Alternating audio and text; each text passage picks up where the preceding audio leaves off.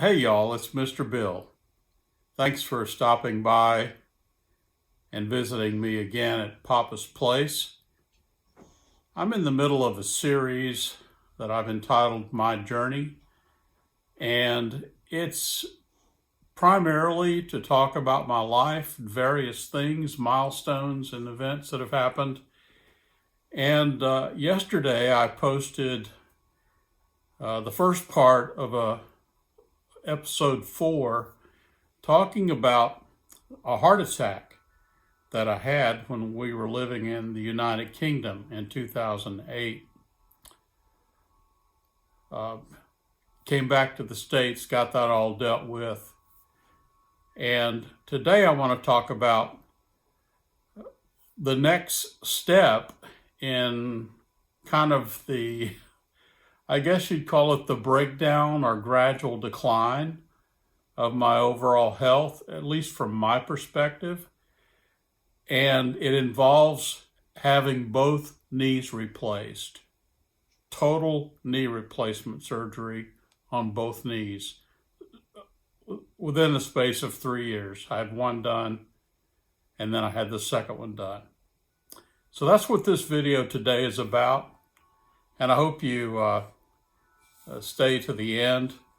I think there will be a third part as well, and I'll talk about that at the beginning of that next episode. It'll be episode 4, part 3.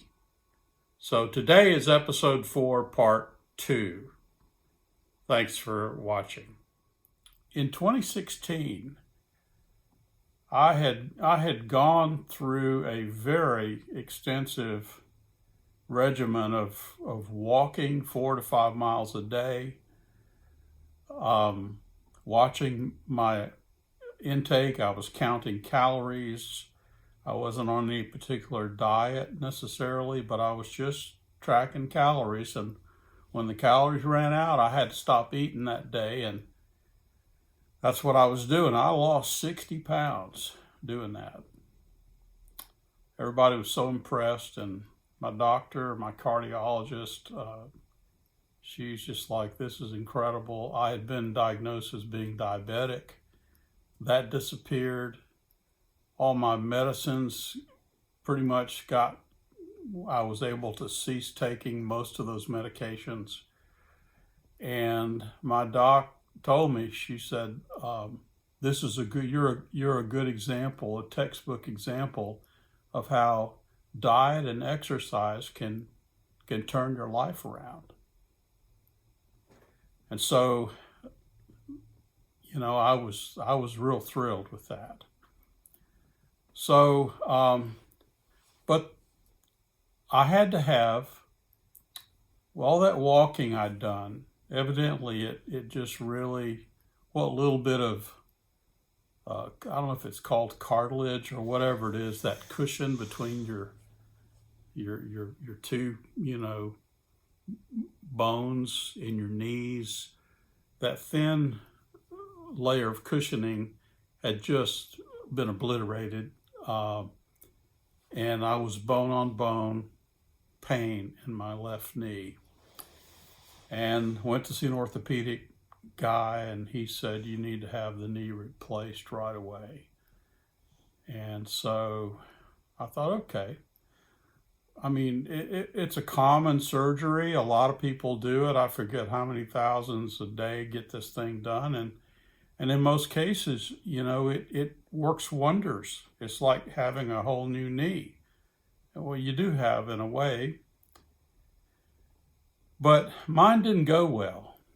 I ended up with only about 90 degrees bend in my knee. So if your leg is like this, 90 degrees is like this. That's as far as I could tuck that lower part of my leg. I couldn't tuck it up under the other leg at all. And so I was not happy. I thought it was the surgeon's fault. I thought he did something wrong, that he put in the implant wrong, or he chose the wrong size of implant or something. So I started asking around. I was working full time And I started asking around for referrals from people that were in the medical field, and one name kept coming up over and over again. So I contacted a second doctor, got a second opinion, told him what was happening, told him about my problems. I was having pain, swelling. My knee was hot to the touch even a year later, and I just wasn't happy. And it's amazing he even took me on, as much complaining as I did about that other doctor. It's a big risk for a guy who's in the same business. So anyway, he said, well, let's go in and I will redo the surgery. Hopefully I won't have to take out the implant, but I can at least go in there and scrape out the scar tissue. I can measure everything, make sure it's the proper size implant that should be there, and that it's attached securely. And in other words, hasn't come loose, the way they put it in. And so that's what we did. And amazingly, I didn't get a large improvement in my range of motion, but I went from 90 degrees to about 105, 107 degrees, which, is 15 degrees additional range, and I was thrilled with that. It wasn't what it should have been, but he explained to me that it wasn't the doctor necessarily, it was me. That genetically, I was in that couple percent of the population that any invasive surgery, cutting through tendons and muscle and ligaments, any invasive operation like that creates extremely aggressive scar tissue. And someone likened the difference between me and a normal person. They said the average person, all they do is go to physical therapy every day or every other day, and breaking through the scar tissue for them is kind of like walking down a trail in the woods where the spiders have built a web across the trail, and you just simply take your hand and wave it around, and the spider webs are gone. You continue on your journey. But in your case, there are no spider webs. Imagine instead of spider webs, you have duct tape. There's no getting down that trail if you've got duct tape stretched across. And it was very graphic, but it made sense. And so as it turned out, my body was fighting against me, and there wasn't a whole lot I could do. Well, eventually the right knee also needed to be replaced, and I had the second surgeon do the right knee.